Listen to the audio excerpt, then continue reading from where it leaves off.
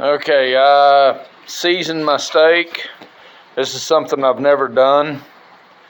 Well, I've seasoned my steak before, but I seasoned it 3 hours ago, 2 hours ago, and I vacuum sealed it. This is just a brain fart that I had. I thought maybe I don't know, if you take seasoning and you put it in your meat and you vacuum seal it, it's going to push the seasonings into the meat. Is my thought process. So we're going to see how it works. I'm fixing to throw it on the grill and we'll let you know how it works. Over and out. Okay, I've got my steak on here. I'm doing a reverse sear on my steak. I got to get this wood cooking.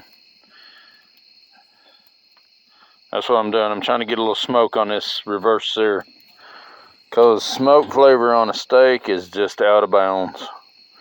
To me, I think it is.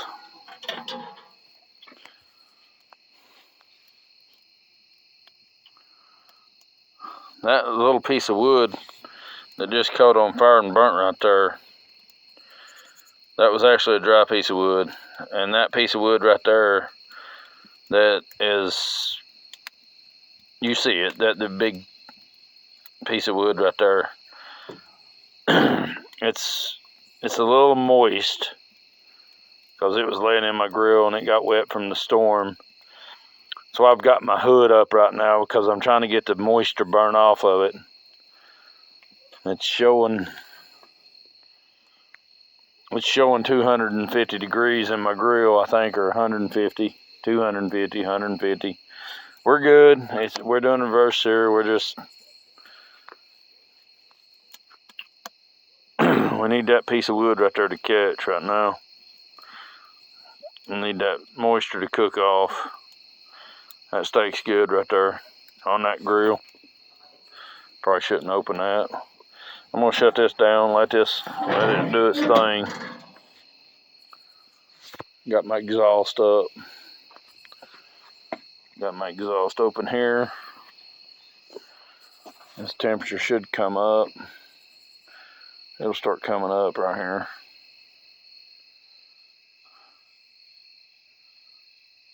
I'll shut that grill, see it's starting to come up right there. It's doing what I want it to do. It's a reverse sear.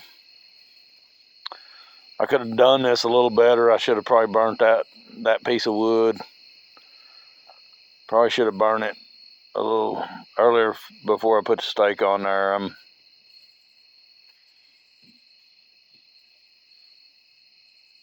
She's coming up. I think it'll work.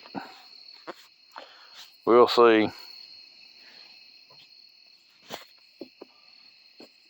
It's coming up just like I want it to. She's at 250.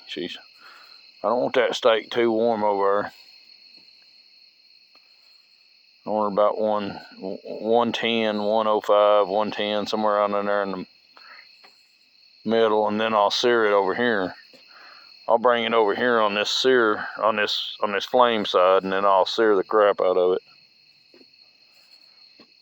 You just want to let this steak, I mean, granted, I might have missed that wet piece of wood kind of throwed me off, and I knew it probably would. I knew it would probably throw me off. It was not doing what I want it to do.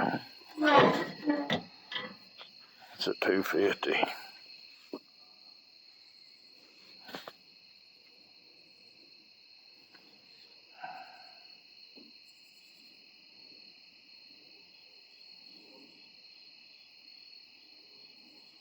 It should bring up. I don't need to.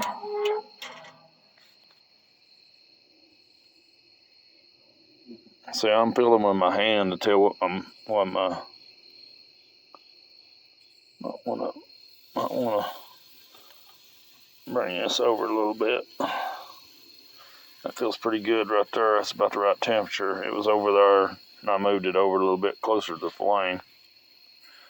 I mean, granted, you don't see a flame, but I can feel the heat, so we're cooking right there. I think it'll be good right there. Oh yeah, she's cooking right there hot. She's putting on some heat right there. I can feel it. Right there is pretty good. Well, the temperature is gonna be because I just had the lid open. You just gotta. It's trial and error. That's what it is. When you're cooking, it's trial and error. It's a mental thing. Over and out. I'll be back. All right, I'm fixing to put my reverse sear steak right there on the hot coals, which I think should. My camera work ain't worth a crap, is it? Yep. As long as it don't stick too bad. So we got a little flame coming out right there. Wished it was actually going the other direction, but it's not. So it's gonna cook heavy on this side.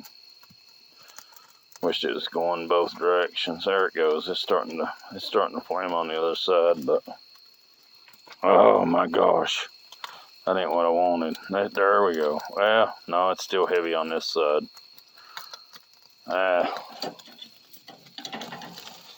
Let's put it there. I probably should have put it there to begin with, right kind of in the middle. That piece of wood is what's catching right now, and that's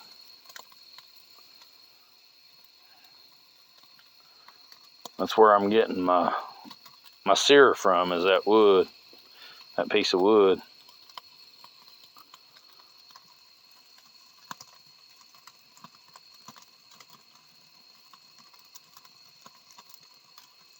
And this is a reverse sear, and it's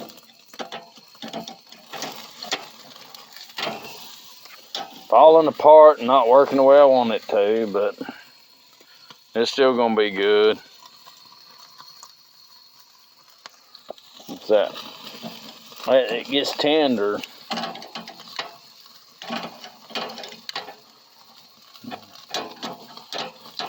I know you ain't supposed to mess with your meat, but she's flaming now. She's actually burning right now. But I can't video. I need to shut this lid and calm the flame down, but now we'll work through it. Hell, it'll be good.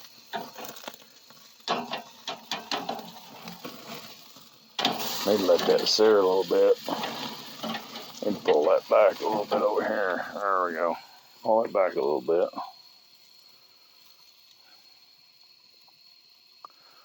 Well, the reverse sear didn't work out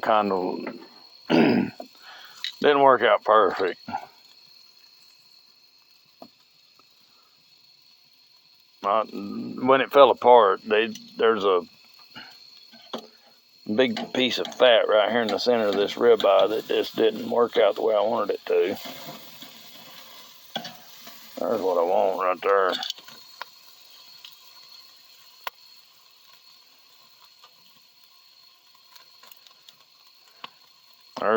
There's perfect right there. That's what you want. Where the flame is throwing back and forth, it's see how it's throwing to the front and then to the back. That's what you want right there. It's going from the front to the back. Well, it's still a little bit in the front, but well, that's a cable version of a reverse sear. I ain't no Iron Chef. I'm a country boy chef. Over and out. You can see a little bit of sear mark right there. This is tonight's supper. Good old ribeye. Baby bought me this ribeye for my birthday. She said, "You want to go out and eat?" And I was like, "Well, I appreciate the offer, but I'll tell you what, I'd rather just you buy me a steak and I fix it myself." So she was like, "Okay, well, we can do that."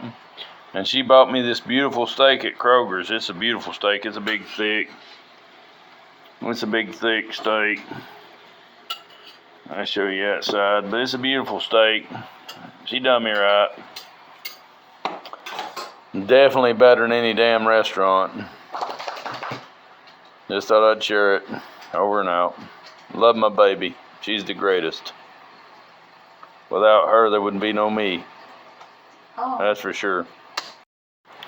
Okay, I can't. Well, I can.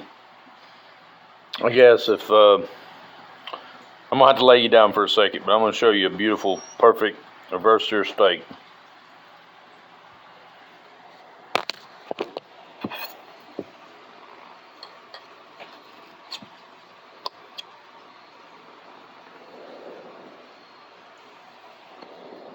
No, it's not so good. Well, no, boy. All out of bounds. There's two sections of this steak. Okay? There's two sections of this steak. Alright. There's this section right here, which is what this come off of. And it's just melt in your mouth great. You can just tell it how tender that is. Just watch it. Oh yeah, it's tender. Oh, man, it's tender. Oh. Yeah. I tell you what. I will tell you what I done. I vacuum sealed this steak. I seasoned it and then I vacuum sealed it for like 3 hours before I cooked it with all my seasonings, which is only pepper and salt. Which actually I don't. I mean, ribeyes don't need to be tenderized, but I don't use salt. I use a tenderizer. Which salt and tenderizer, same thing. So I use a tenderizer for my salt. But I vacuum sealed it.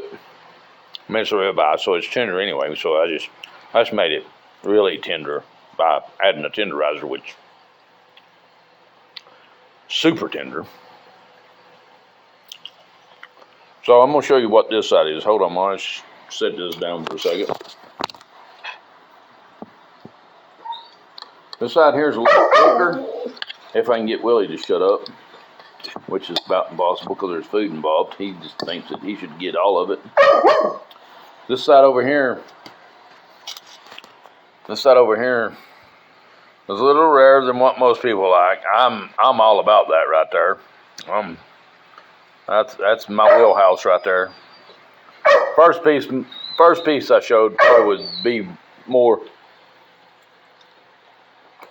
in the wheelhouse of most people.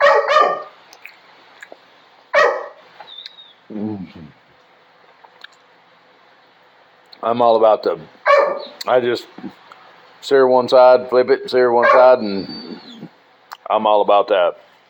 But just sharing this great meal that I'm having tonight. Thank baby for buying me this steak and letting me cook it. And you just need to be quiet. No, it's not time for you to eat. Yeah, it's 10 o'clock. Yeah, well, about another hour and a half you'll get to eat. Well, I know. You smell it. Yeah. All right, over and out.